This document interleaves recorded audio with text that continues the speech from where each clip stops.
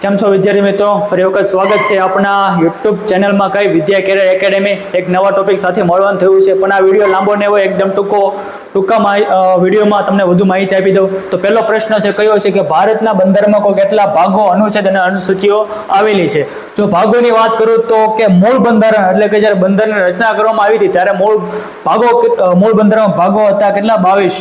અને વર્તમાન એટલે કે હાલના સમયમાં કેટલા ભાગ છે? 25 ભાગો છે, બરાબર। ત્યારબાદ અનુચ્છેદની વાત કરવામાં આવે તો કે મૂળ બંધારણમાં અનુચ્છેદ 395 હતા અને હાલ એટલે કે લગભગ 460 ની આજુબાજુ અનુચ્છેદ છે, બરાબર। ત્યારબાદ અનુસૂચિઓ કે તો અનુસૂચિ 8 અને હાલ કેટલી છે? 12। તો કે આ 4 અનુસૂચિઓ કઈ કઈ છે અને ક્યારે બંધારણમાં સામેલ કરવામાં આવી? તો 4 અનુસૂચિઓ કઈ કઈ છે? તો એક 9મી આવશે, એક 10મી, 11 અને 12મી, બરાબર। 9મી અનુસૂચિ ક્યારે ઉમેરવામાં આવી? તો કે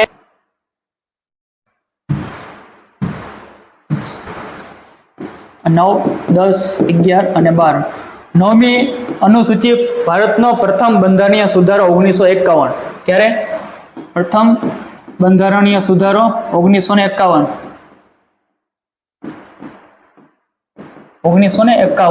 ત્યારબાદ 10મી અનુસૂચિ તો કે 52મો બંધારણીય સુધારો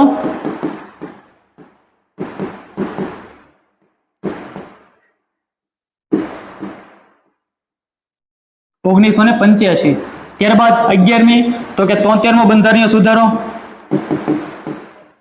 1992 અને 12મી 14મો બંધારણીય સુધારો 1992।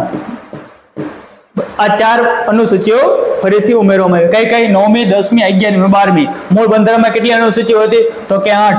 વર્તમાનમાં કેટલી? 12। કેટલી ઉમેરવામાં આવી? 4 અનુસૂચિઓ। કઈ કઈ? 9, 10, 11, 12। 9મી અનુસૂચિ પ્રથમ બંધારણ સુધારો 1991 અને 10મી ક્યારે? તો કે 52મો બંધારણ સુધારો 1985। 11મો અનુસૂચિ તો કે 73મો બંધારણ સુધારો 1992 દ્વારા અને 12મી અનુસૂચિ તો કે 74મો બંધારણ સુધારો 1992 દ્વારા આ અનુસૂચિઓ ઉમેરવામાં આવી।